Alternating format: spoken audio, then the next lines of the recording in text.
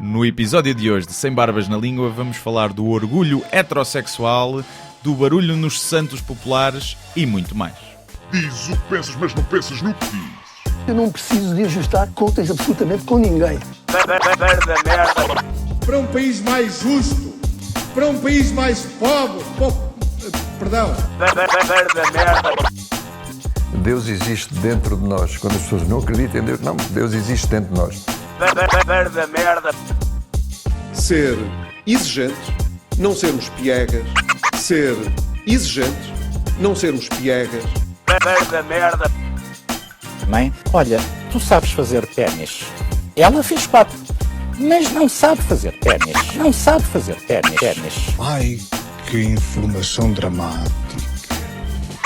Sem Barbas na Língua, um podcast de Guilherme Duarte e Hugo Gonçalves. Ora, sejam muito bem-vindos a mais um Sem Barbas na Língua. Cá estamos. O programa com os dois insones mais energéticos da onda média portuguesa. Exatamente. Tiveste insónias novamente, não foi? Hoje sim. Eu acho que está normalmente antes do podcast, no dia antes do podcast não durmo bem. Não sei se tem a ver com o podcast, mas se calhar...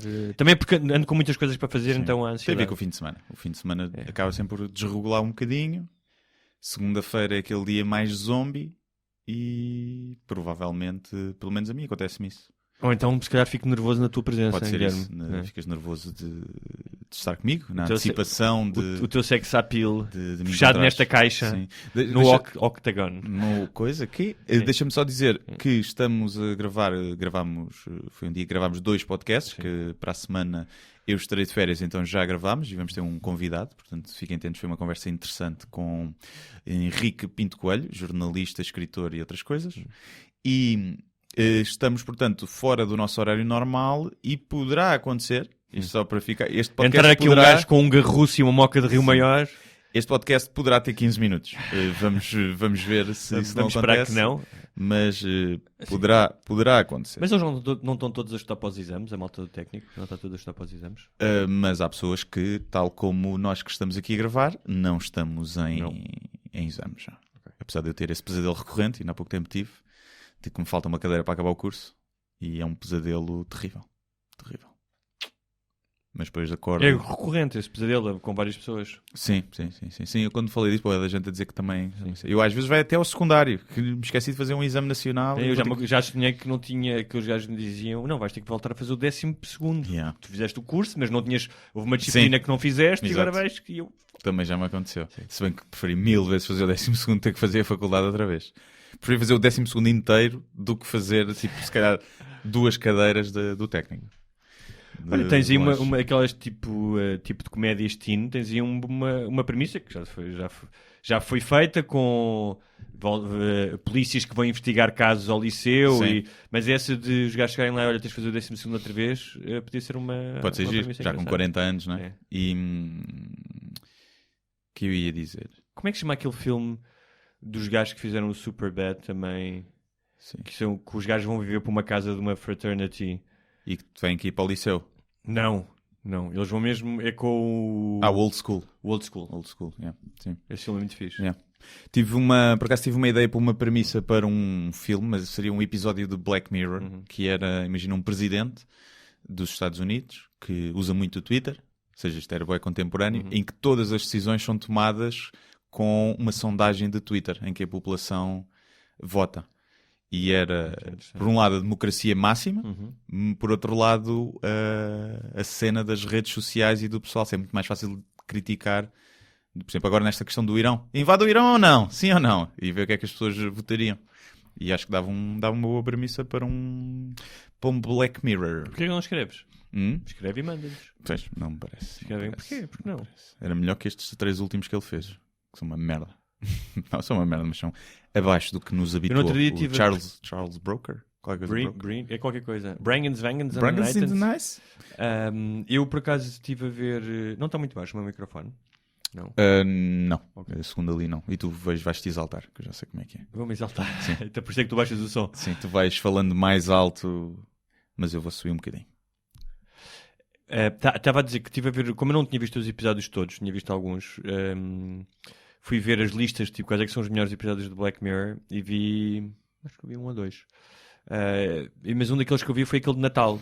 Sabes qual é? O White Christmas, com o Jonathan Hamm, o gajo do Mad Men. Que eles são 2 tipos que estão num sítio isolado, com neve, e começam a contar histórias um ao outro. Não me lembro. Sim, esse é da 3ª temporada. Acho. Não me lembro desse. Será que não vi? Não, acho que vi, mas não me lembro. Que é um gajo que... A primeira história é... O gajo era uma espécie de assistente que estava em casa e que via através dos teus olhos, e tu ias sair com miúdas e ele dava-te dicas. Como é que tu... Não viste esse? Não me lembro. Esse é muito fixe. Mas devo ter visto, mas não me lembro. Mas... sim. Mas já viste esta última temporada? Não, tu disseste-me para não ver, que era uma merda. Não, vê na mesma, mas é mais fraca, sim. Tanto em termos de premissas, apesar de ser mais, ter uma ou duas que são fixes, mas depois não desenvolve bem isso, sobretudo os fins acabam de uma forma...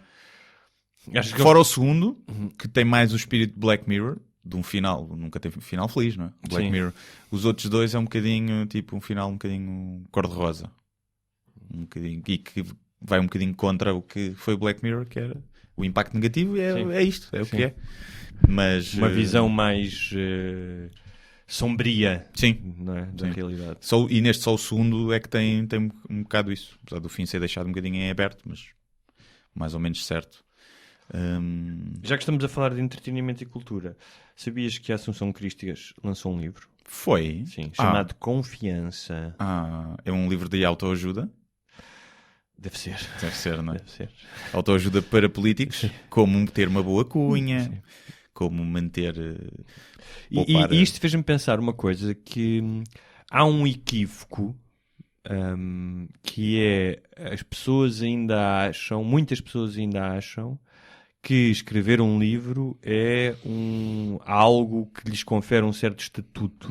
Mas essa é uma percepção que eu acho que é completamente obsoleta, porque lê-se muito pouco em Portugal, as pessoas não fazem dinheiro com os livros, a maioria das pessoas.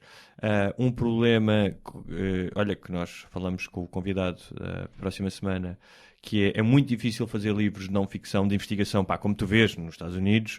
Por exemplo, imagina gajos não só como o Jordan Peterson, que esse pode tirar um ano para escrever um livro. Mas muitas pessoas que têm, ou das faculdades, ou das próprias editoras, porque o mercado é maior, dedicar-se um ano a investigar sobre um tema, não é? E aqui é muito difícil as pessoas que poderiam escrever esses livros escreverem.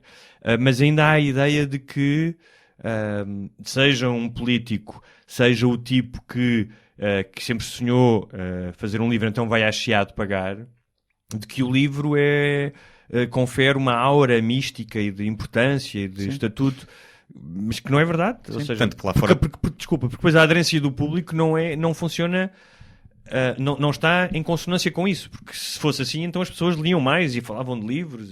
Sim, até lá fora tens a expressão publishing author, não é? Published author, ou seja, és um autor publicado, ou recording artist, és um artista que já gravou álbuns, e cá é um bocadinho, eu acho que, e principalmente cá, ou seja, um político, alguém que já tem uma visibilidade pública, escrever um livro vale 0, porque toda a gente sabe que aquilo está a ser feito, não, a qualidade do livro interessa 0, mas é uma questão comercial, não é? Cristina Ferreira lançou agora um livro que ensina a falar inglês, porque ela não sabia falar inglês e teve um ano a ter umas aulas. É óbvio que ela dá a cara ao livro, não é? E vai lá ter a experiência dela, escrever uma coisa, mas eu duvido que ela num ano fale um inglês perfeito, não é? Se não falava nada antes.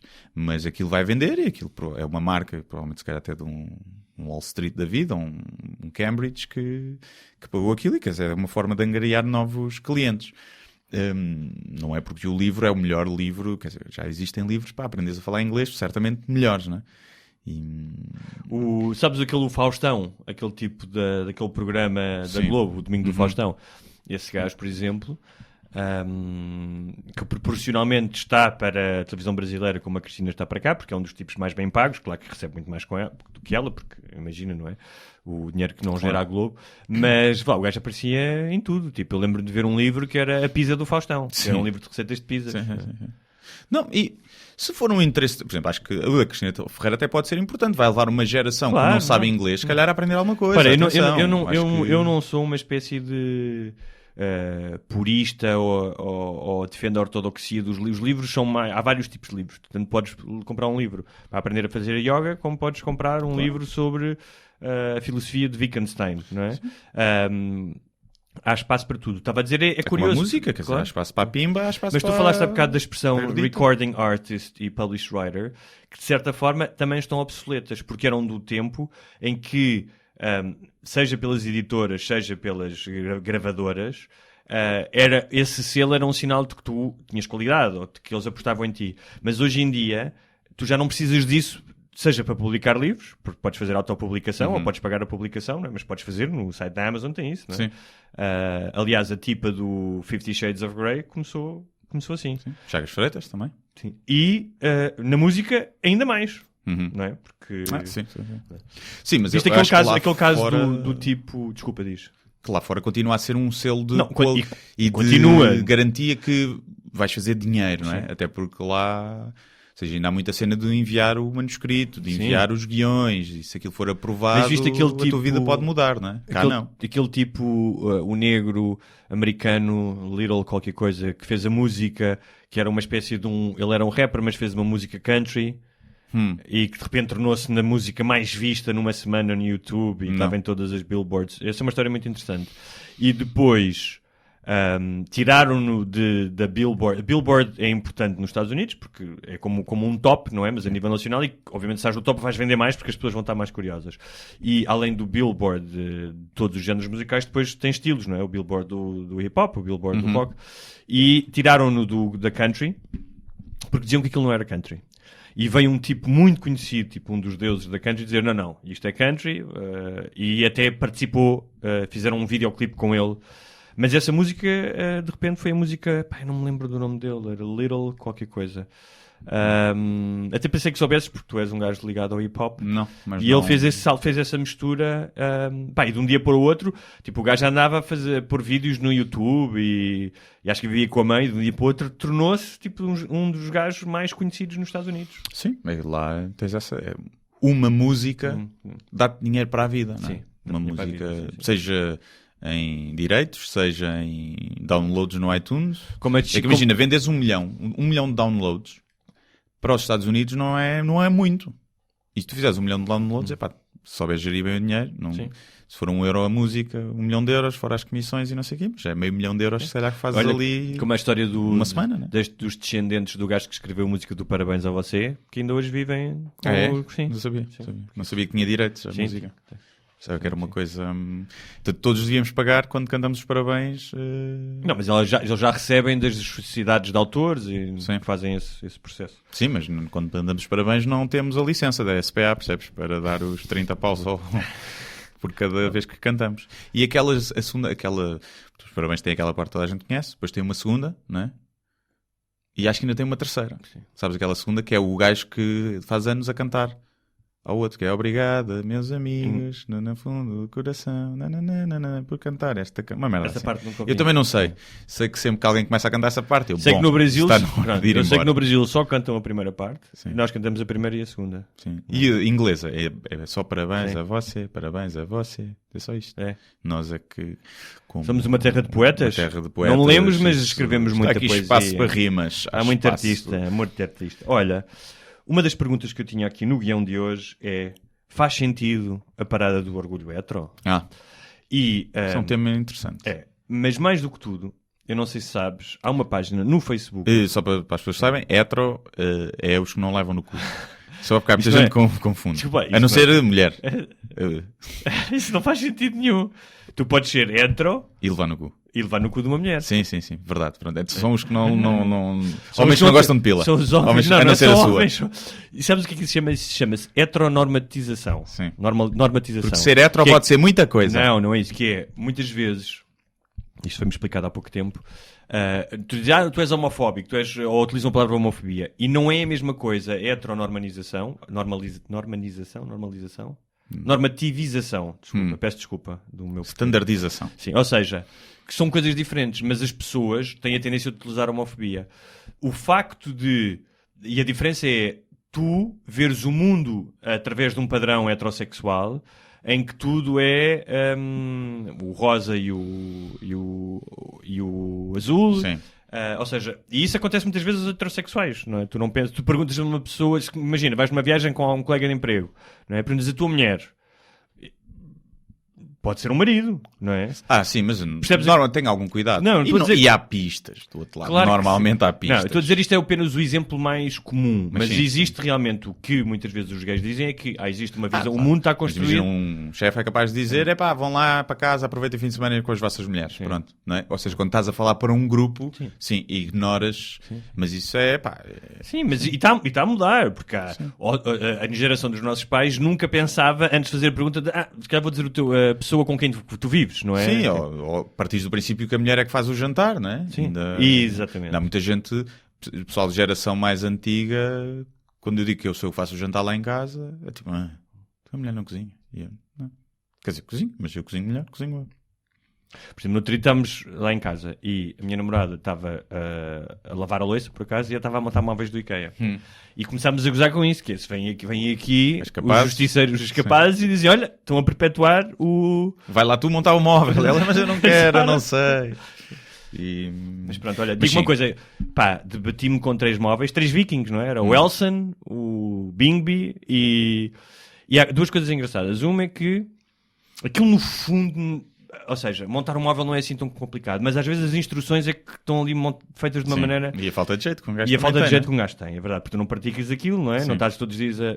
Já não fazes mas para mim foi uma missão, foi tipo do género, não sai daqui enquanto não montar estes 3 móveis. Não estou a dizer que foram todos bem montados. Que não caiam com um terremoto de 3 só, não é? Do Richter. Ou eu abro uma gaveta. Sim. Mas é engraçado, realmente os animais, mas mais do que tudo os primatas, que é a repetição, da aprendizagem com a repetição. Ou seja, eu montei 2 dos móveis tinham gavetas.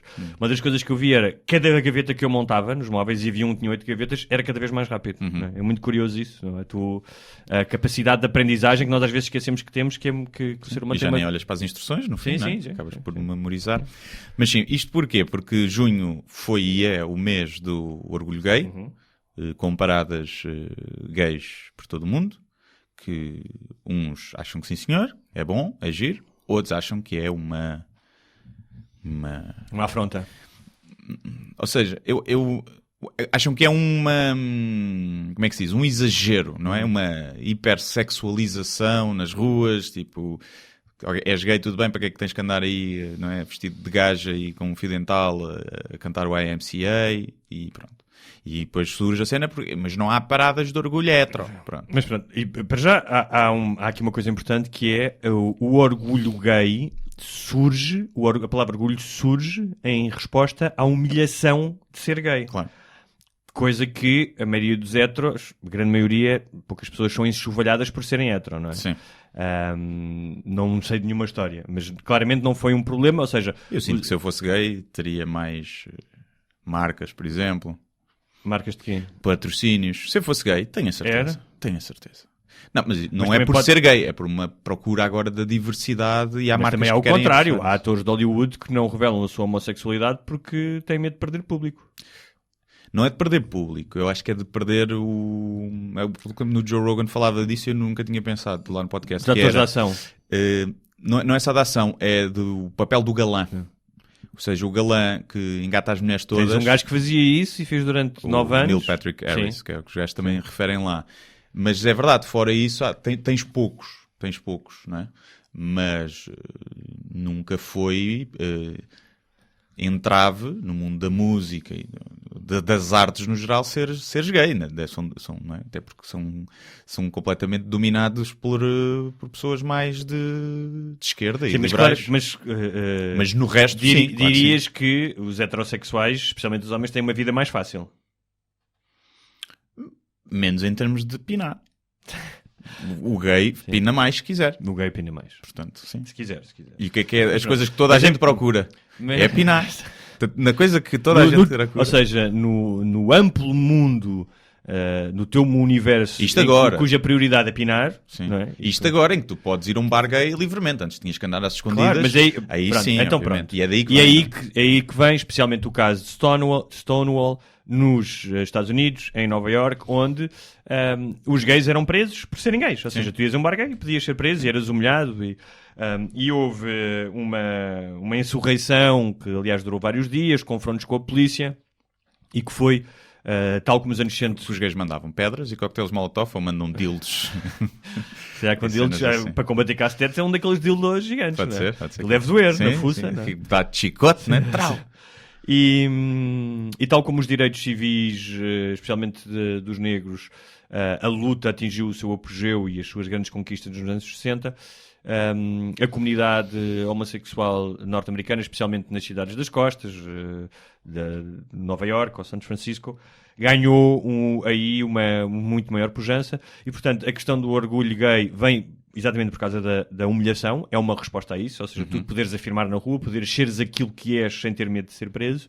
Claro que, como todos os fenómenos e espetáculos, ganham outra dimensão, e provavelmente o miúdo hoje de 17 anos que vai para o orgulho gay em Berlim não passou pelas mesmas coisas do que um gay que tem hoje 60 anos. Vai para a festa. O que não quer dizer vai para umas pilas. O que não quer dizer que também não possa sofrer, em algum momento possa ter sofrido, sim. E para muitas famílias, ou seja, ainda há muitas famílias conservadoras, e eu lembro-me de um caso em particular de uma pessoa que me testemunhou o processo dela, da relação com o pai, de se assumir perante o pai, que são coisas profundamente dolorosas e destrutivas. Sim, eu conheço alguns casos em que raparigas lésbicas que os pais e outros membros da família eram muito homofóbicos, pessoal, tipo, quase era matá-los, salazaristas, diziam sim. E que então ainda mais difícil foi, e que depois aceitaram, mas continuam a ser homofóbicos para as outras pessoas, tá? Sim. É um bocado engraçado, mas sim.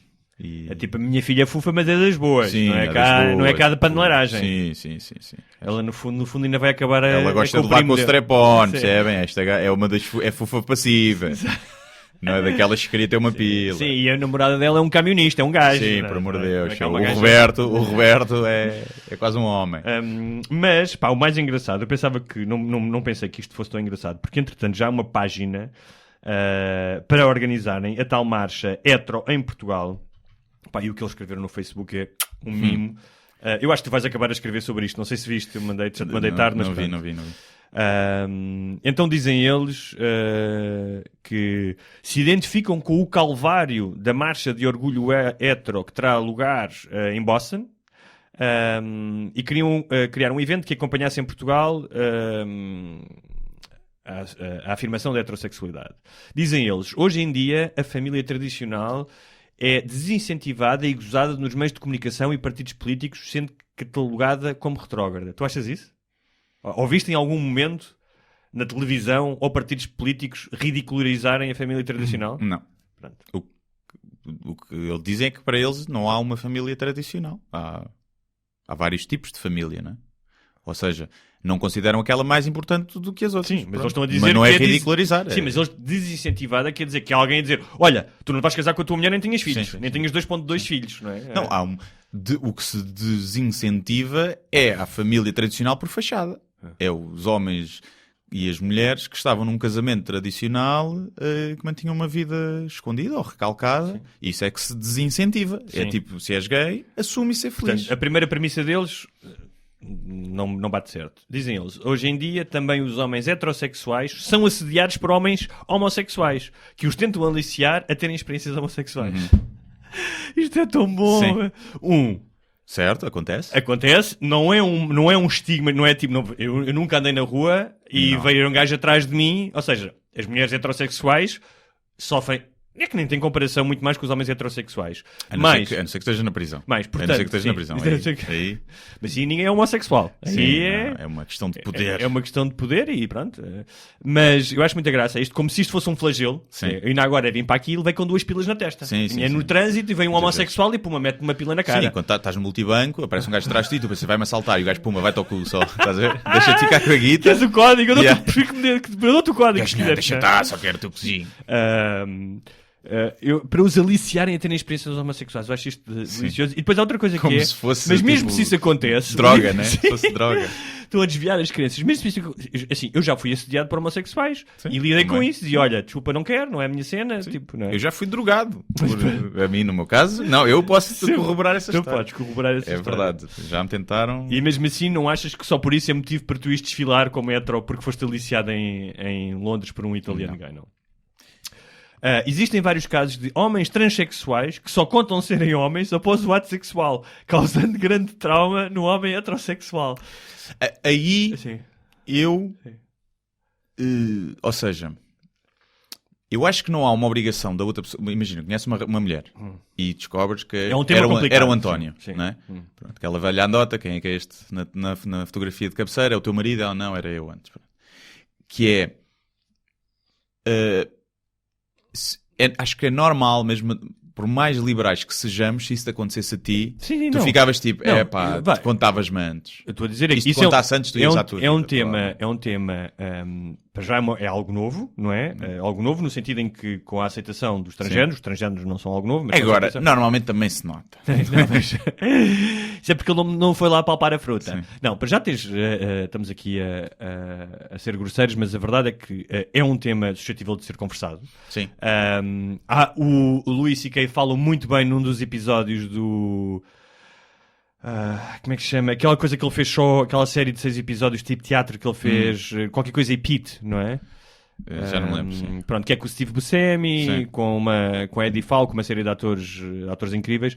Mas há uma manhã em que ele acorda com uma mulher lá em casa e ela começa a brincar com ele a dizer que é trans.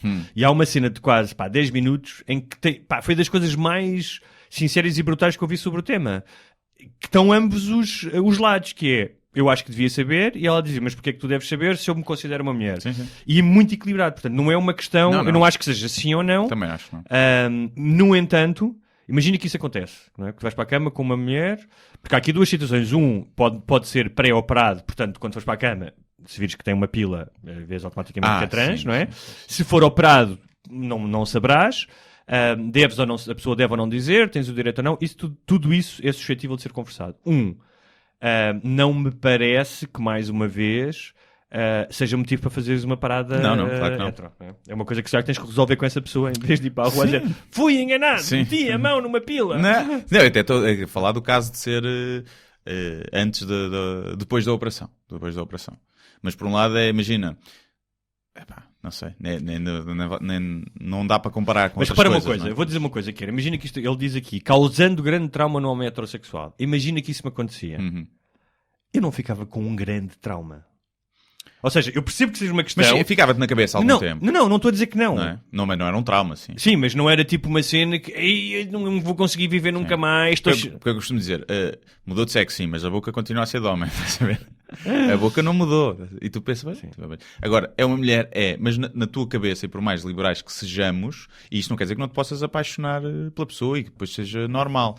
Mas há uma razão para a qual normalmente ninguém conta antes, não é? Porque não é só eu acho que não devo contar, é porque é óbvio, porque é que há muitas mulheres que antes de começar uma relação também não contam que têm filhos, porque sabem que isso afasta a outra pessoa. Claro. Agora, a culpa está do lado da outra pessoa, mas não é uma culpa, é normal que tu tenhas esse Claro, eu acho isso tudo não é? normal, acho isso tudo normal, acho que deve ser conversado, acho que a honestidade é sempre, compreendo os dois lados, Claro, sim. mas daí a um trauma, se calhar algumas pessoas ficariam com trauma, mas... Sim, acredito que algumas pessoas fiquem, imagino, principalmente se for um gajo homofóbico. Sim. Se for um gajo homofóbico, acredito que aquilo lhe faça confusão, mas não fosse homofóbico, né? Também é um bocado isso. Eu gosto muito desta, que é... Todos sabemos a importância da heterossexualidade. Se não fosse por esta bela orientação sexual, que faz parte da constituição de 1.000 milhões de seres humanos, só, não deve ser mais. 1.000 milhões, somos 7 mil milhões. Pois, não sei. Então ele está a dizer que só 1/7 da população mundial é que é heterossexual. Não, mas ele está a falar da Constituição? O que é que ele disse? Se não fosse por esta bela orientação sexual, a heterossexualidade, que faz parte da constituição de 1.000 milhões de seres humanos... Será que ele está a falar de países onde está na Constituição que ser Ninguém estaria cá. Basicamente o que ele está a dizer é que... Ele não sabe fazer contas. Ele não sabe fazer contas e não sabe escrever, porque já vamos mais à frente. Sim. Que é, de certa maneira, é verdade, porque sexo entre homem e mulher cria filhos, mas... Muitos homossexuais tiveram filhos ao longo da história e muitas mulheres homossexuais tiveram filhos ao longo da história, sim. Ou seja... E hoje em dia já é possível ter sem sexo, não é? Sim, sem sexo até, portanto, mais um argumento que é um bocadinho descabido, mas tudo bem. Ele diz que existe uma indoutrinação social que sobrevaloriza a orientação homossexual e desvaloriza por completo a orientação heterossexual. Eu compreendo que ele diga que hoje em dia provavelmente se fala muito mais nisso, e estava a dizer se fosse homossexual que terias... Mas isso não é em detrimento de seres heterossexual, mais uma vez. Não, é uma busca de... Primeiro é uma compensação, acho eu, não é? De anos de opressão. E depois é uma busca pela diversidade, seja ela qual for, seja de género, de raça, de orientação sexual, que hoje em dia existe por parte de muitas... mais se calhar até nas redes sociais, ou às vezes, não é o que acontece, ou anuncias um cartaz de stand-up e não há mulheres no cartaz, não há negros no cartaz, não há gays no cartaz. Quem diz stand-up diz outras coisas, ou seja, essa busca pela diversidade, o que acaba por resultar em, às vezes, tu achares que há uma exaltação, uma preferência da homossexualidade face à heterossexualidade, quando ainda não é verdade, não é? Lá está, porque os homossexuais, apesar de termos evoluído muito, ainda são ostracizados. Então há países que ainda são pena de morte, não é? Mas, portanto, não... Eles dizem que saiu no guião Press, Guia Oficial de Implementação da Educação Sexual nas Escolas Portuguesas, que há 10 mil anos sem H, e eu não sei se ele aqui está a citar, das duas, uma, ou eles não sabem utilizar o H, ou então é mesmo da Press. Eu não fui verificar isto, devia ter ido verificar, porque eu acho isto estranho que um documento diga que há 10 mil anos a bissexualidade era comum. Acho isto estranho. Não fui ver, mas... na Grécia Antiga era, não era há 10 mil anos. Não era há 10 mil anos, mas sim, era... Sim, mas todos os tipos de sexualidade sempre existiram. Sim. Sim, aí a questão, e este fim de semana por acaso tive uma conversa sobre isso, que era o que é que era genético e o que era construção cultural e influência cultural na homossexualidade. Não é? E é um assunto delicado, porque ou é completamente genético e não é uma escolha, não é? Ou é influenciado pela tua educação e por vivências que tenhas e passa a ser uma mais educação do que genética, não é? Eu acho que a maioria dos... Mas estás a falar da orientação sexual. Orientação sexual, sim. Não da identificação de género. Sim, da orientação sexual. Não sei. Não. E depois porque é um argumento perigoso, porque se achas que é completamente genético, há de haver quem diga que é uma anomalia. Se tu disseres que é cultural e de educação, vai haver quem diga que é uma moda. Claro. Percebes? Então é difícil. Sim, mas o que eu acho interessante é. Eu não sei, eu acho que. Como no Brasil, a história da mamadeira de piroca, não é? E diziam que andavam a ensinar as crianças a ser gay. Eles dizem que dizem que há uma endotrinização. Por parte da escola para as crianças serem homossexuais e que está na moda. O que eu acho é que se calhar nas escolas dizem que não está errado de ser. Sim. Ou seja, é a questão da aceitação. Agora, esta ideia que tem sido muito propagada de que há uma espécie de lavagem cerebral e de moda para as pessoas serem homossexuais, isso não me parece que isso aconteça. Não, como não parece, mas repare, se eu mandasse no mundo, eu tentaria fazer uma lavagem para que todas as mulheres fossem bissexuais, percebes? Não é? E que se interessassem por ti. Também, já agora, se desse para fazer isso, mas, ou seja, é óbvio. Eles dizem que querem juntar-se à marcha, portanto estão a pensar fazê-lo em agosto, e agora em maiúsculas, este é o motivo de celebração e a única razão pela qual os seres humanos existem há centenas de milhares de anos no nosso planeta. Portanto, a justificação deles, isto é malta que vai muito lá atrás, a justificação deles para terem orgulho hetero é que se existem seres humanos é por causa dos heterossexuais. É assim, é um facto que se toda a espécie tiver, imagina, caía um meteorito na Terra e toda a gente ficava gay, não é? A espécie, eu acho que as pessoas continuariam a ter filhos para fins de procriação. Mesmo tipo, que nojo, vagina, mas eu vou lá só para ter um filho. Sim. Não é? Quantos sacrifícios uma pessoa faz para ter filhos? Não ias fazer o sacrifício de pôr o pénis numa vagina. E então, acho que não é questão. Mas isso é assim, eu por norma, e já falámos disso aqui, que é teres orgulho por algo que não é mérito teu, é parvo. Portanto, é parvo de teres orgulho em ser português, é parvo de teres orgulho em seres branco ou negro, e é parvo de teres orgulho em ser heterossexual, como também é parvo de teres orgulho em ser homossexual, porque não foi uma escolha. Ou seja, o orgulho devia estar reservado para as tuas escolhas e os teus accomplishments. Sim, coisas para as quais tu trabalhaste. Mas isso agora, mundo, acho que tu podes ter orgulho, sim. E eu acho que a parada do orgulho gay é isso, sim. É orgulho pela luta dos direitos. Exatamente. Não é orgulho em espapilas. Sim. Percebes? Porque se for isso, aí tenho orgulho em ser gay é melhor que os outros. Então isso é parvo. Então queres uma medalha por todos os minutos que fizeste ao longo da vida. E bem que merecia. Sim, senhor. Sr. Presidente, se nos está a ouvir, no dia 10 de julho, já que deram comendas ao Berardo, porque não... uma comenda do Minete. A comenda do Babette, que em vez de ser uma medalha, é um babetezinho, todo bordado. Não é? E, portanto, eu acho que as pessoas confundem isso quando, pelo menos quero eu pensar, que é o orgulho, a parada do orgulho gay não é um orgulho em ser gay.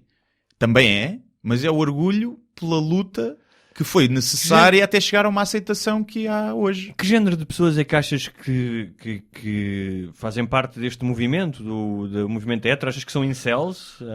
Os tais libertários? Não.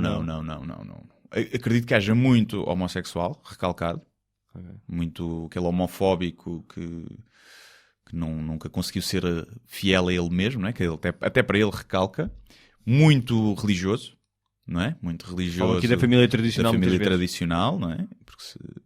E muitos gajos tipo nazis nacionalistas. Porque, como nós sabemos, de cada vez que um homem chupa a pila ao outro, há uma família tradicional que entra em chamas, em combustão espontânea e desaparece. Exato. É? E de cada vez que um casal homossexual adota uma criança, Deus faz com que um heterossexual abandone outra, que é para repor o estoque nos orfanatos.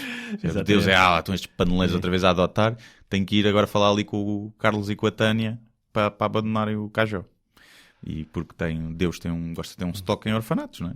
Sabes que no outro dia estive numa conversa, até numa rádio, e a conversa descambou um bocadinho para a religião, até depois vai ter que cortar a entrevista, disse-me logo porque ele descambou, mas voltou-se a falar que é esta nova versão religião 2.0, que é do design inteligente, não é? Que é a ideia de mas tu não concebes uma coisa perfeita, para existir um relógio tem que existir um relojoeiro. E que a teoria da evolução, que aqui repito, é uma teoria, é uma corruptela porque já não é uma teoria, ou seja, ela é tão válida hoje em dia, estudada mais de 100 anos depois de Darwin por tantos biólogos e tantos cientistas, que é tão válida como é a teoria da gravidade. Portanto, não é teoria no sentido de uma hipótese, como a que foi apresentada por Darwin na altura, e que é a história da evolução.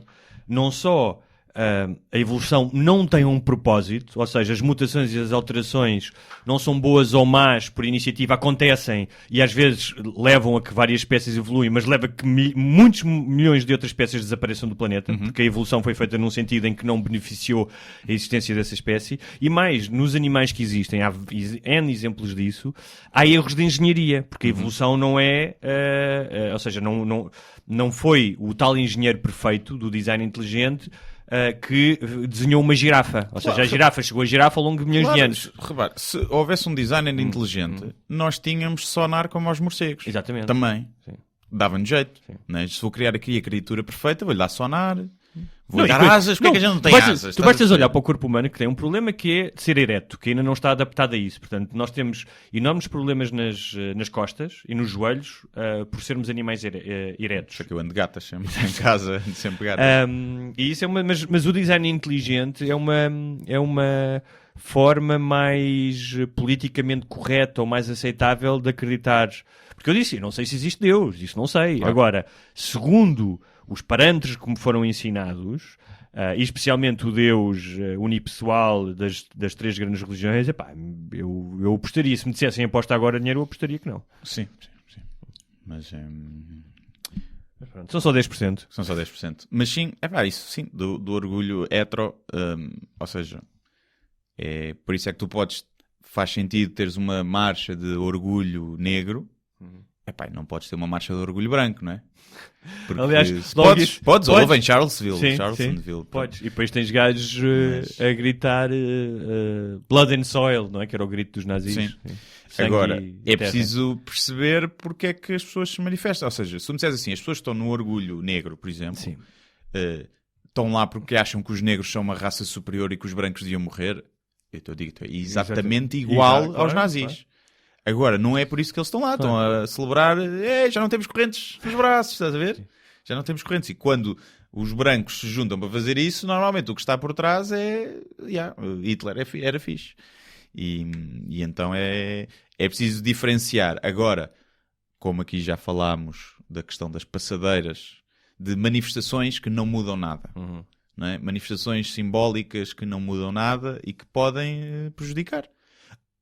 Uma velhinha que não tem nada, nunca discriminou homossexuais na vida e não tem nada contra, isso cada um sabe de si, e que de repente à frente passa-lhe num carro alegórico 2 gajos em fio dental e vestidos de gaja e maquilhados, para ela fica, isto se calhar não é? Ou seja, aquela velhinha que nunca discriminou, depois ao ver o exagero, e a culpa não é das pessoas que exageram, tu vestes como tu quiseres, agora, tu sabes as regras do jogo, tu sabes que se fores para uma aldeia vestido com um pavão na cabeça, os homens e as mulheres dessa aldeia vão olhar para ti como um ser diferente e vão se rir, e tu, homofóbicos, da mesma maneira. Mas tu já sabias as regras, tu foste lá para despertar esse ódio, e às vezes parece que é isso. Às vezes eu acho que o problema destas manifestações é que são feitas com o intuito de despertar reações negativas para verem como ainda existe, verem coitadinhos de nós. E eu acho que é esse o perigo que há nesse tipo de manifestações, apesar de eu ser completamente a favor. Se essa velhinha fosse a um bar de putas um sábado à noite e entrasse lá num quarto onde estava a ver um forró-bodó em que 3 amigos do escritório estavam com 3 meninas mascaradas de coelhinha, também era igualmente... ou seja, se ela se deparasse com essa situação... Exato, mas aí estás a dizer isso, que é que eles estão no bordel... Não estão a mamar pizzas na rua, como aqueles no Brasil, não é? Tu não podes querer, num carro alegórico, estar a mamar a pizza de outro gajo, em plena rua, e ficar chocado com as pessoas ficarem chocadas. Sim, isso não podes. Estás a ver? Tu estás a ser o otário aí, porque, não se chupa pizzas na rua. Sim. Mesmo fosse uma mulher, nem pipis. Agora, haveria menos choque se fosse uma gaja a mamar um gajo? Claro que havia menos choque. E se fosse um gajo a fazer um minete a uma gaja? Ainda menos chocados ficariam. Quer dizer, não sei. Por um lado, não sei porque ela está mais exposta, não é? A mulher no minete, apesar de ser passiva, está ali escarrapachada. Sim, havia um amigo do meu irmão que uma vez a mãe entrou na casa de banho e o gajo estava lá e a miúda estava sentada na bancada de perna aberta e ele estava de joelhos a fazer-lhe um minete. E ele só fechou a porta, a mãe abriu, ele fechou, e depois ela foi-se embora, o gajo passou pela mãe na sala. Acabou? Não sei. E a mãe disse, não sei quantos, temos de falar. Ele disse, mãe, não temos de falar sobre nada. Mas estou a dizer que é... Era um minete, mãe. Ela disse, filho, eu só quero que ensines ao teu pai. Sim, Não, que é mais constrangedor. E nessa altura nós devíamos ter 20 e poucos, não é? É mais constrangedor tu seres apanhado naquela posição do que se estivesse a pinar, possivelmente. Não sei. Não achas? Não sei. Para a maioria das pessoas eu acho que é mais constrangedor essa posição. Depende do pinar. Imagina, é o pinar mamãe e papai, baixo de lençóis, é uma bela canzana com a mão por trás das costas para ver no espelho, estás a ver? Ia dar palmadas. Aí se calhar não. Eu também podia-lhe ter chamado também, se for o pai dela, se for o pai ou a mãe dela. Tu não estás a bater bem, essa palmada não está muito frouxa. Não tem que fazer barulho. Mas sim. Olha, foste aos Santos Populares? Não estava cá sequer. Estive em Viana do Castelo e não fui aos Santos. Fui à Alfama por acaso no domingo à tarde, estava vazio, incrível. Vazio? Alfama? Ao domingo estava tudo fechado. Nem turistas? Não, pouquíssimo. Sério? Sim. Tinhas 1 ou 2 lojinhas abertas, as banquinhas estavam tudo fechado. Também estava a mau tempo, mas fui almoçar lá perto e depois fui lá, por acaso. Mas não fui aos Santos. Mas sabes que agora com os Santos Populares já vinha aí um movimento. Criaram uma página no Facebook, mas já há muitas pessoas a falar disso e a escrever nos jornais e a manifestarem sobre o ruído em Lisboa. Que os habitantes estão descontentes. Quando chega o mês dos Santos, obviamente, esse nível de decibéis, sobe imenso, não só porque há mais pessoas na rua, mas especialmente pelo barulho dos arraiais, e que foi uma coisa que eu realmente sempre não percebi, que é a música precisa mesmo de estar tão alta, porque assim, eu sou o primeiro gajo de dar de barato, são as festas de Lisboa, tu vives numa comunidade, as festas são importantes, portanto, eu estou disponível a que durante estes dias haja mais barulho, como está disponível para outras coisas, mas há uma forma de ser mitigado o desconforto daqueles que se sentem desconfortáveis, porque a verdade é que muitas vezes tu vais a arraiais e estás a comer e nem sequer consegues falar com a pessoa que está ao teu lado, não é? Ou seja, para dançar e te divertires não precisas de ficar surdo. Sim. O que eu acho é deixa de morar em Lisboa, vai morar para Massamá, poupas metade da renda e não tens barulho. Tu vives em Lisboa, És um privilegiado. Tens dinheiro para as rendas como estão. Estás-te a queixar de um mês de barulho. Vai viver para os subúrbios e poupa dinheiro. Mas há uma série de novos sons, não é? Antigamente eu lembrava-me de Lisboa. Mete tampões, pá. Mete tampões para dormir. Sons típicos de Lisboa. Sinos, gaivotas, a campainha do elétrico. E agora tens rodinhas de trolley. Não é? Sim, que aliás... Isso irrita-me por acaso. Sim, mas irrita-me quando é o meu. Mas já... Ir com aquilo... Mas já viste, assim, as rodinhas de trolley...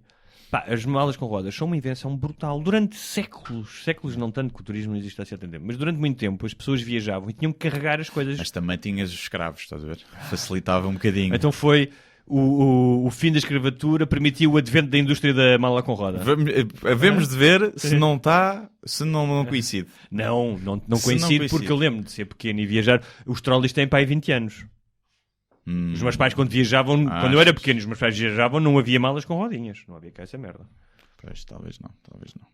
Mas, sim, não digo o fim da escravatura, mas o fim daquela criadagem que ainda ficou, que já não eram escravos, mas era um bocado, não é? Há um gajo que eu conheci há muitos anos, e que ele voltou agora para Portugal, ele viveu fora, e foi viver para Gaia. E estava todo contente e acho que até tinha portado umas coisas da nova casa dele e não sei o quê, que acho que tem filhos. E durante todo o mês de junho meteram-lhe à porta, mas tipo o gajo mostrou fotos, tipo a 10 metros da janela do gajo, uma feira daquelas de carrossel e não sei o quê. Sim. E o gajo, eu todos os dias vi ele estava a enlouquecer. Eu dizia, amanhã a notícia vai ser: gajo na Maia sai com caçadeira e mata proprietário de carrossel.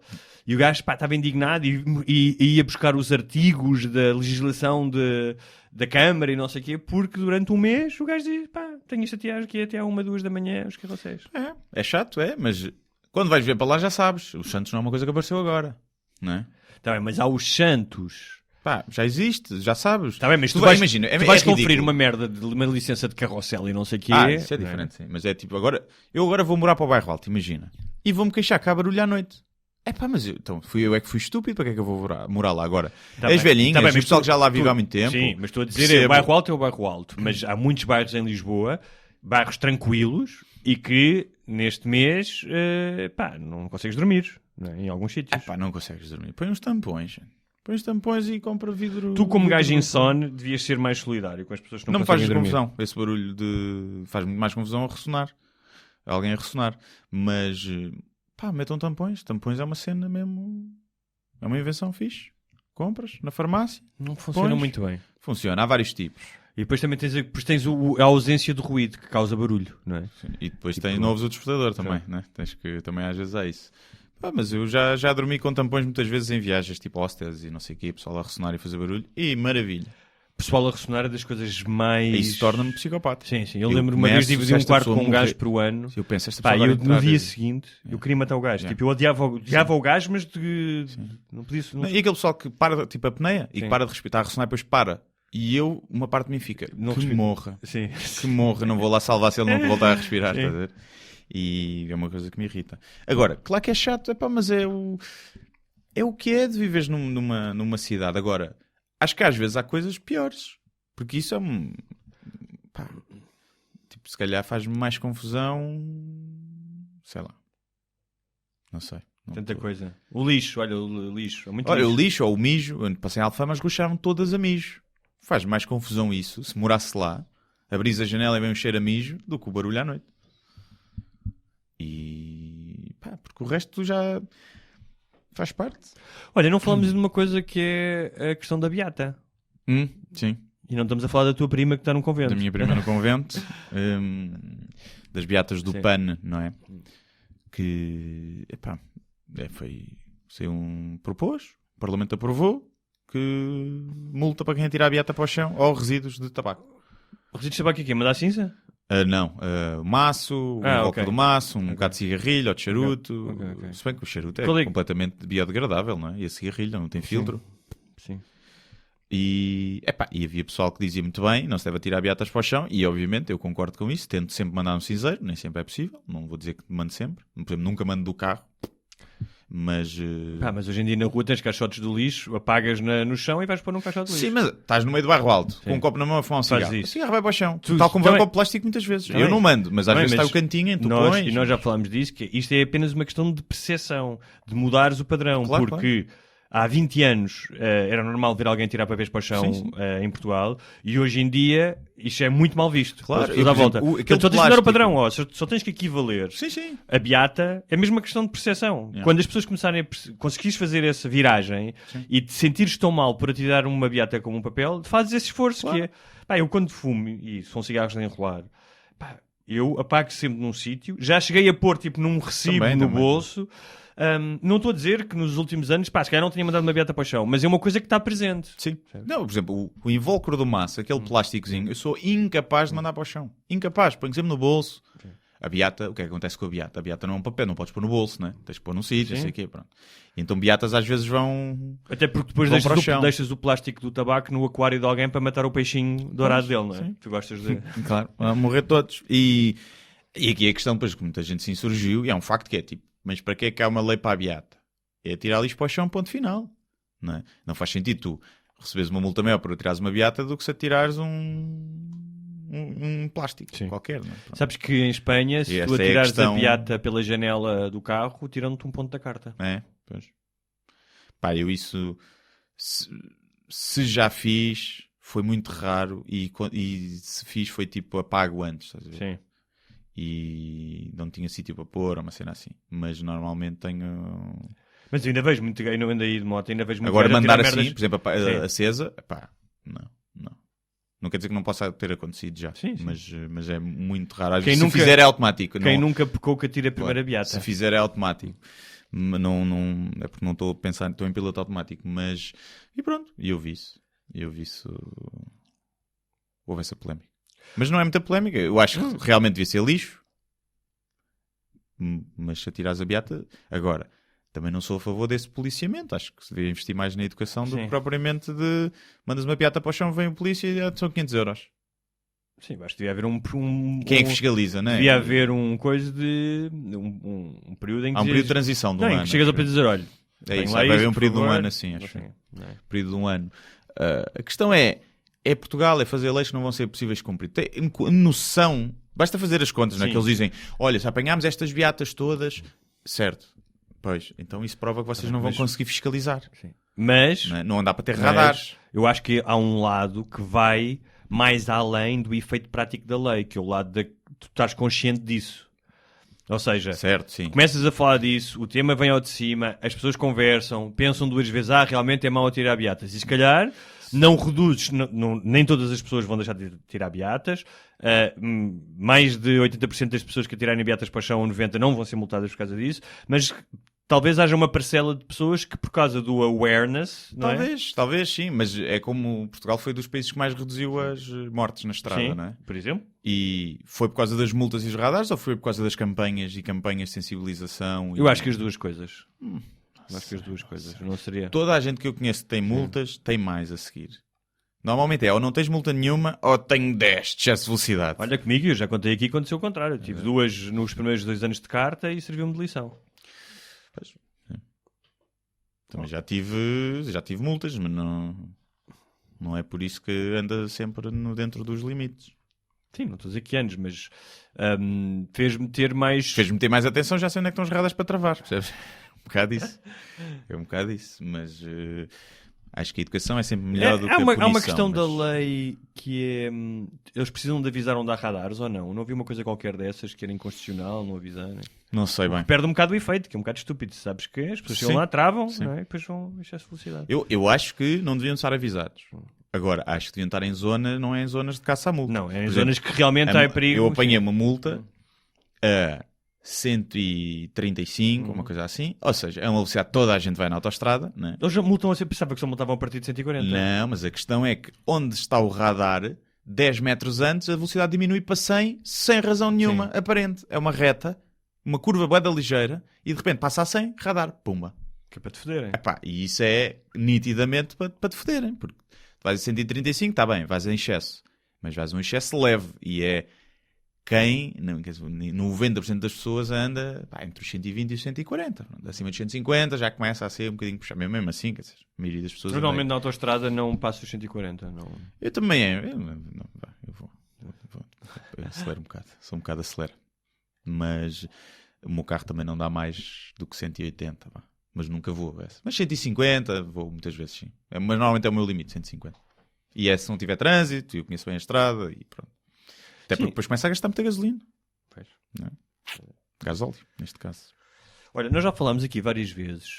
Vamos com quanto tempo? Estamos com 55 minutos. Temos que ir também às perguntas, daquelas que ficaram Então vamos por às perguntas resolver. e deixamos outros temas. Tens alguma coisa assim muito... Não, nada deprimente. Não? Eu nem sei o que é que tinha ficado por responder. Deixa eu ver. Enquanto o Guilherme vai dedilhando o seu telemóvel de uma forma sensual. Muito Olha, por sensual. falar nisso, viste aquela notícia dos ossos nos crânios de adolescentes que estavam a mudar pela utilização do telemóvel? Não viste essa notícia? Não vi. Eu não sei como é que se chama em português, porque eu vi isso, que era bone spurs, que é tipo, os ossos têm tipo aqui atrás os ossos do crânio, estão a modificar-se, diziam eles. Para um gajo estar assim sempre Sim. para baixo? É possível, é possível. Ou seja, a evolução foi no sentido de tornar-te ereto e agora estás outra vez a dobrar-te, possivelmente, olha, já sei, são os tipos quem vai beneficiar disso são os tipos da marcha heterossexual, porque vão começar a conseguir chupar a sua própria pila. Olha, pode Não ser. é? Pode Tem ser uma que utilidade. sim. Pode ser que Portanto, sim. Pode ser que sim, mas cá também a pila começa a ficar mais pequena, não sei. Caso é menos sexo. tu, se pudesses Não tem chupar a tua influência. própria pila, chupavas? Possivelmente sim. Pelo menos experimentaria. Sim. Mas eu acho Certo. mas eu acho que teria que ser numa idade, tipo, quando estás a começar a descobrir a masturbação e tens as Não, tuas- se eu agora Hoje em dia não acordava sei- e podia, ia lá, ia experimentar. Ia experimentar. Não, duvido que me viesse na minha boca. Não sei. E um facial. Estás a ver? Duvido, mas poderia ter Até porque curiosidade de depois limpar a experimentar. barba e tudo Pois, deve dar um sim, trabalhão, não é? poderia ter curiosidade de experimentar. Agora, experimentaria. Depois, se gostaria de fazer, não sei. Porque no fundo, tu não bates uma punheta a outro homem. E bates a ti É mesmo. verdade, é verdade, é verdade. E bates a ti É mesmo. verdade, Portanto, é verdade. é um bocadinho. Acho que é a mesma coisa. É verdade. Acho que é a mesma coisa. Agora, não. Mas não sei. Mas experimentaria, sim. Tal como as mulheres, já agora fica uma pergunta para as nossas ouvintes: se tivessem a flexibilidade de uma ginasta da Mongólia e pudessem cunilinguizar-se, se o fariam. Manifestem. Fica aqui a pergunta. Bem, vamos a algumas perguntas e sugestões que não respondemos da última vez. O Bruno Assunção diz, antes de tudo, parabéns pela marca alcançada, a marca dos 200 patronos. É 207, neste momento. É um por dia, já viste? Um por dia. Continue o bom trabalho. Não tenho bem uma pergunta, mas sim um tema para debate. O atual estado de graça de podcasts deste género e similares. Não poderá ser o reflexo das pessoas conversarem cada vez menos umas com as outras, que sentem necessidade de colmatar essa falta, nem que seja ouvir os outros conversar. Grande abraço a ambos e fico à espera do episódio ao vivo no Maxime. O nome Sem Barbas na Língua ganha todo um novo significado. Aquilo falamos de poder fazer lá. Sim. É um bom ângulo que eu nunca tinha Sim, pensado. Por sim, acaso, sim. Sr. Bruno. Das pessoas falarem menos e precisarem de se sentir... Sim, Eu acho talvez que também, seja. Talvez seja. já falámos disso também aqui, mas eu acho que uma das coisas é porque hoje em dia a informação é muito formatada, seja nos canais de televisão ou nos jornais, ou seja, os meios tradicionais têm uma fórmula e utilizam-na. E muitas vezes uma forma até nos breve, não é? Pois eu acho que é um movimento contra contra a cultura. Ou seja, há espaço para falar de coisas que não há nos meios tradicionais. O fast food tornou-se tão... E o fast information tão predominante que o contra a cultura de A formatos Cristina longos. Ferreira, por exemplo, não perguntaria a um convidado se pudesses chupar a tua própria pizza, o farias, não é? Sim, não, mas subia, São temas fraturantes que nós aqui subia falamos. imenso na minha consideração Sim. se o fizesse.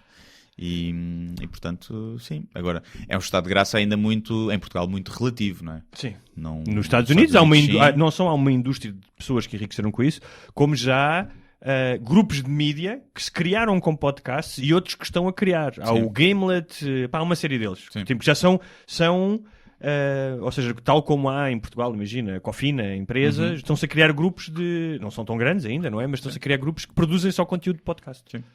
E cá ainda é residual. Acho que tem espaço para crescer nos próximos anos. Nunca acho que vai ser muito grande. Não. Cá.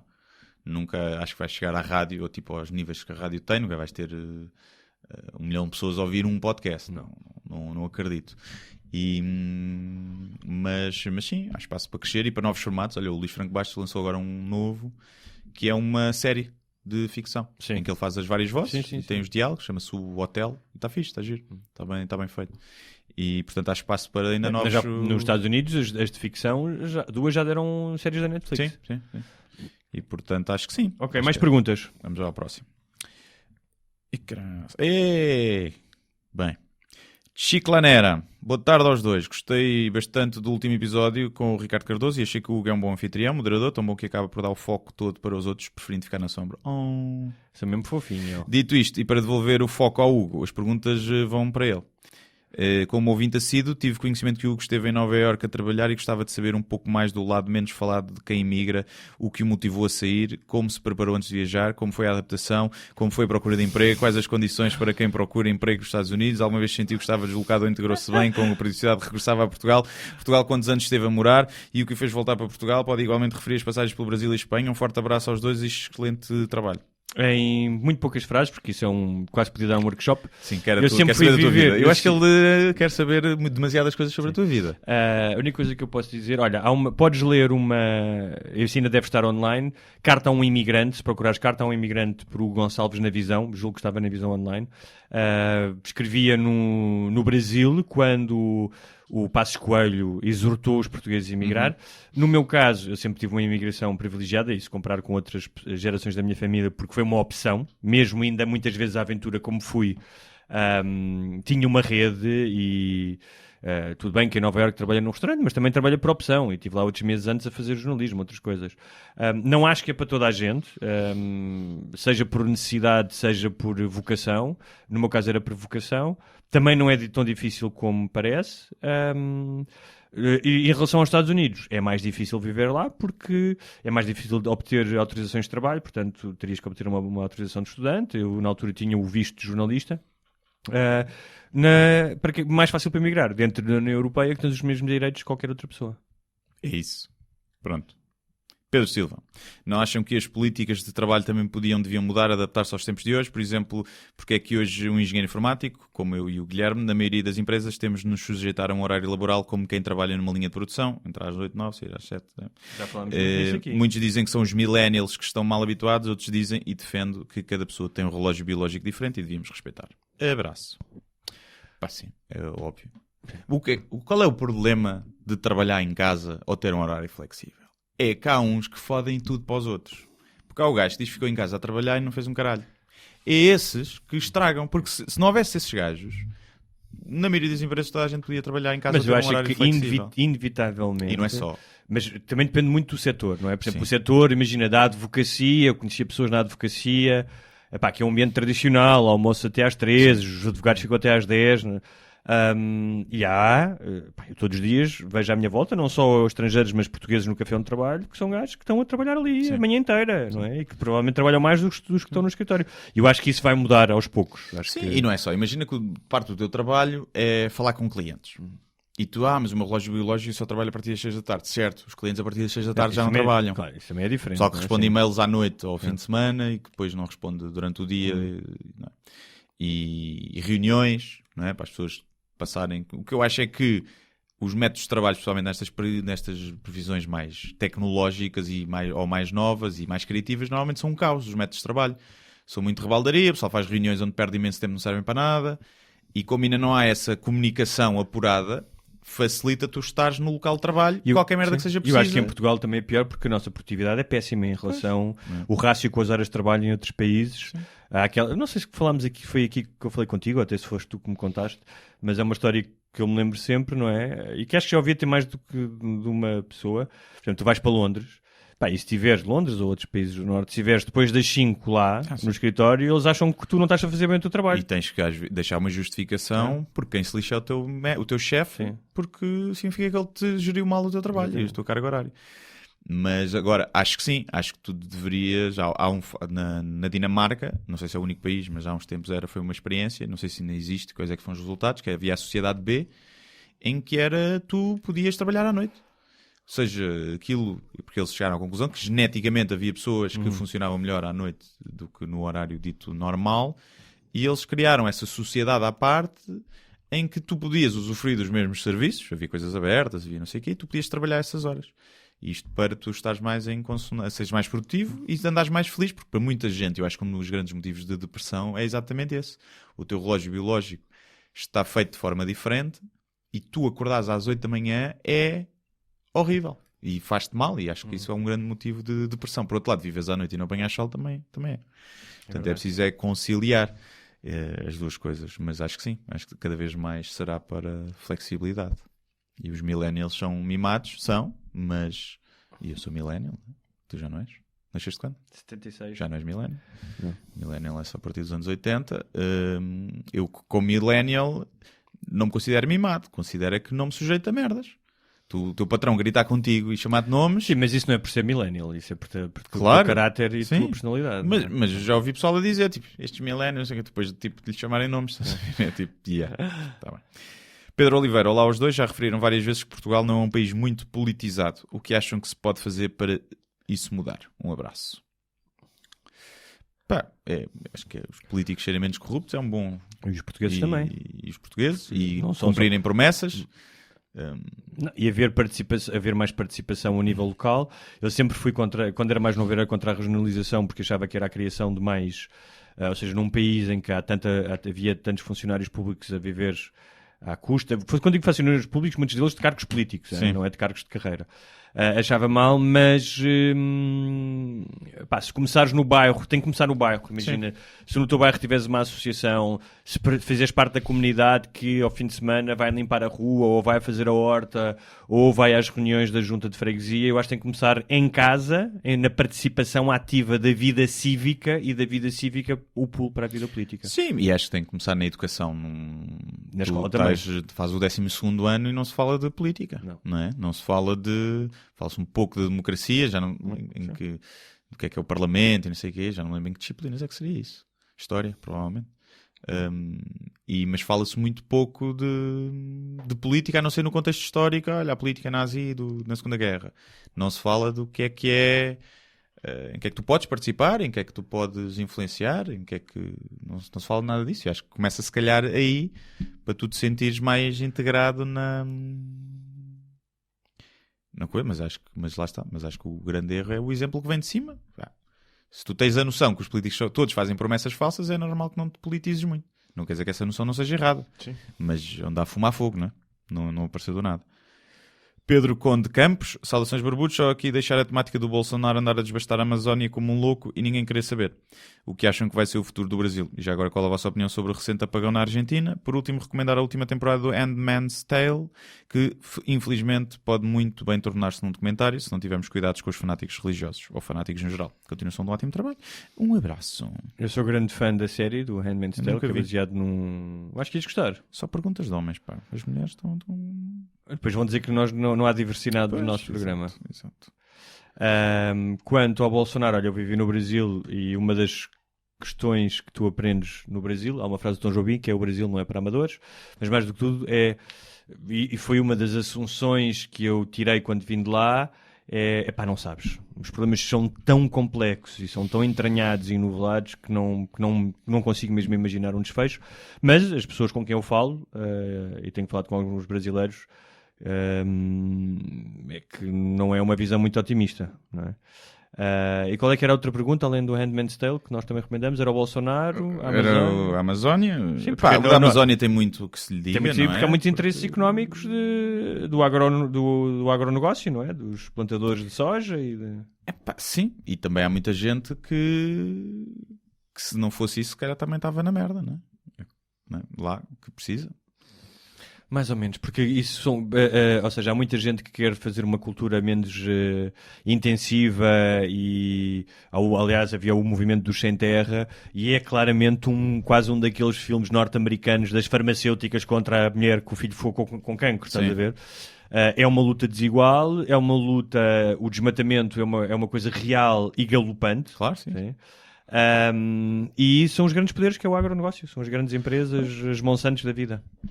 Sim. Mas imagina, esses que dão postos de trabalho lá, não é? Sim, mas tu tens que arranjar postos de trabalho e uma forma de subsistência que não seja a foder o planeta. Claro, também acho que sim, também acho que sim. Mas normalmente quem diz para tudo, Não está preocupado se há 1000 pessoas que vão ficar sem emprego, percebes?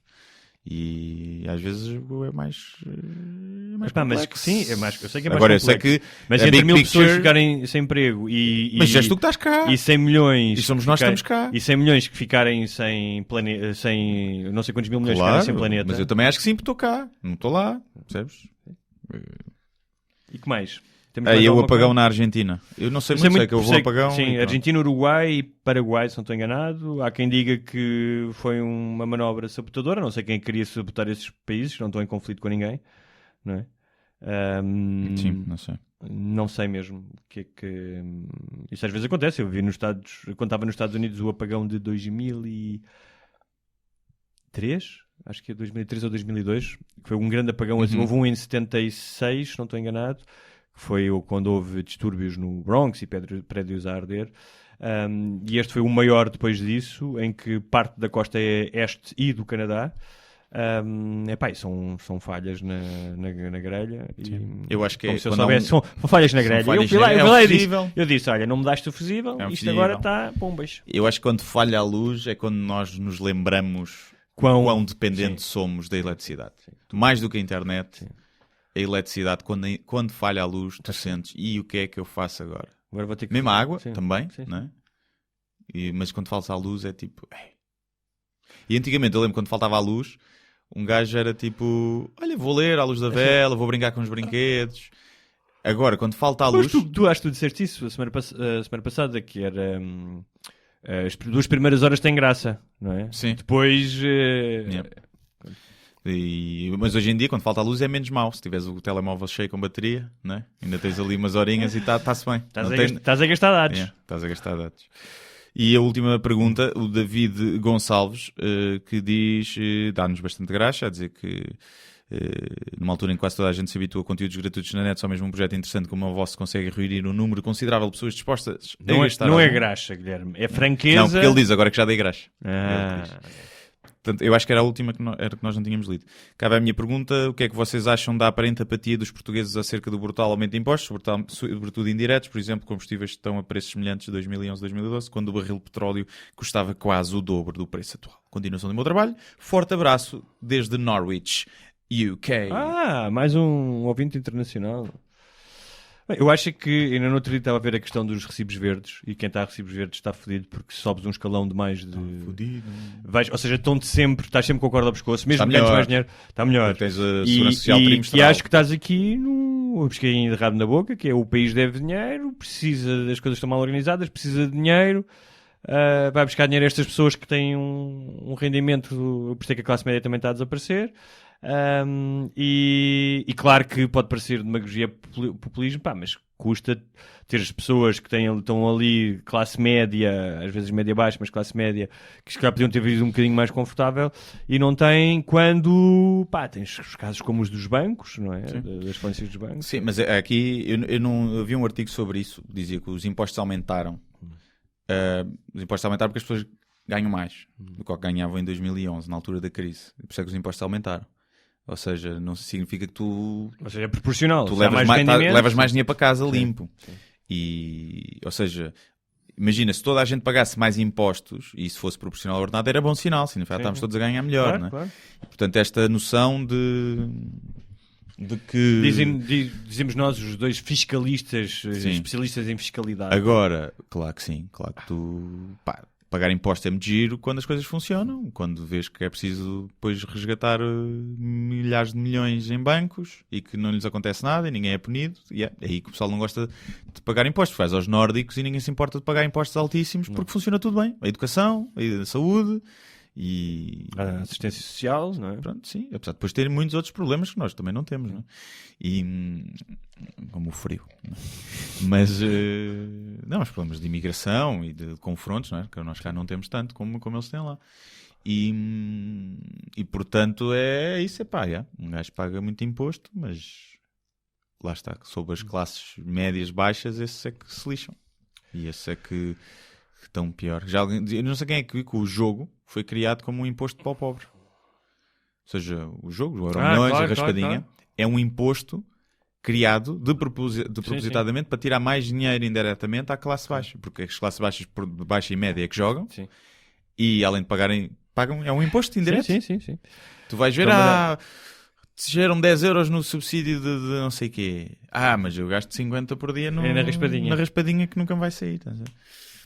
E então muito bem, um imposto indireto. Vamos fechar mais uma edição, só para dizer que vou estar sábado, dia 29, em Braga, na Feira de Livro de Braga, a conversar sobre o livro a partir das 6 ou 6:30, já não sei bem. Pronto, é isso. Eu, dia 29, sábado, vou entrar de férias. Muito bem. Durante uma Mas semana. Vai haver podcast. Já gravámos, não se assustem. Vai haver podcast e tenho crónicas da Antena 13 e para o SAP 24 para fazer. Portanto, vou trabalhar à beira da piscina. Se bem que vai estar um tempo de merda, segundo as previsões. Isso é porque tu pecaste. Pecaste ultimamente e Deus castiga. Só como alugar casas com piscina para depois estar em 20 graus. Eu fartei-me de rir no outro dia. Falei com a minha avó que era suposto ir a uma procissão. E estava-me a dizer, a procissão não saiu porque normalmente eles trazem o São Pedro, vai-se encontrar com a Senhora do Cabo, e eu achei piada que pensei, olha, o São Pedro disse que queria que... Não disse isso à minha avó, mas pensei, o São Pedro disse, estou farto da Nossa Senhora do Cabo, hoje não vou sair. Por cima o São Pedro é do clima, é do tempo, não é? Sim. E não houve procissão. Pois. É assim. Do tempo. Foi como a primeira missa agora celebrada em Notre Dame, em que os padres usaram todos capacete. Por causa de cair merdas. Tão bom. E é mesmo não confiares em Deus, estás a ver? É mesmo, vamos fazer aqui uma missa e usar capacete. E que eles obviamente utilizaram dos bailes de máscaras em que eles dormem com crianças. Sim. Não é daqueles do Eyes Wide Shut, que eles já vão mascarados de bombeiro e de Darth Vader, não é? Do Senhor das Obras. Obras. Não precisaram de comprar, tinham lá... Mandar piropos à Xirei com essa fralda, com essa fraldinha. Bem. Até para a semana. Grande abraço. Adeus. Muito obrigado por assistir a mais um episódio Sem Barbas da Língua. Não se esqueçam de subscrever na vossa plataforma de eleição, iTunes, SoundCloud, YouTube e muitas outras. Se tiverem dúvidas ou sugestões, podem enviar para o endereço de correio eletrónico sembarbasnalingua@gmail.com. Podem também passar pela nossa página de Facebook, deixar o vosso like ou a vossa mensagem. Sejam felizes e até à próxima. Mas eu só lhe pergunto se é assim que o país anda para a frente. Eu vim com sacrifício pessoal. Acho que o país está doido, com todo o respeito, e portanto eu não vou continuar a entrevista.